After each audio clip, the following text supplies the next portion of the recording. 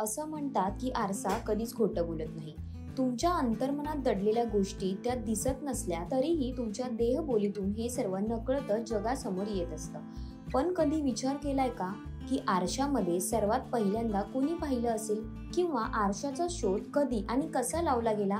जाणून घेऊयात आजच्या व्हिडिओमधून. जर्मन रसायनशास्त्रज्ञ जस्टिन वॉन लिबिन यांनी 1835 मध्ये आरशाचा शोध लावला होता.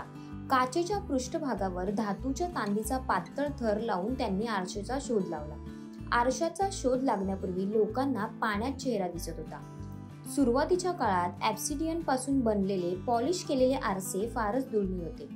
असे आरसे 8000 वर्षांपूर्वी तुर्कीमध्ये वापरले जायचे. तुर्की लोक त्याला अनातोलिया म्हणत होते. यानंतर 1000 वर्षांनी दक्षिण अमेरिकेत पॉलिश केलेल्या दगडाने आरशाची काच बनवण्यात आली. हे आरसे अतिशय लहान होते. तेव्हा दिसणारं प्रतिबिंबही तितकं स्पष्ट नव्हतं. या प्रतिबिंबासाठी 1835 पर्यंत वाट पाहावी लागली होती. कन्नडी मिररची एक खास ओळख आहे, ती पाहूयात.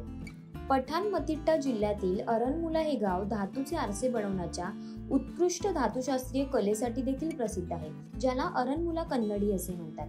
अरनमुला कन्नडी म्हणजेच आरसा. हा आरसा या ठिकाणाला जगभरात एक खास ओळख देतो. याची जगभरात ओळख आहे.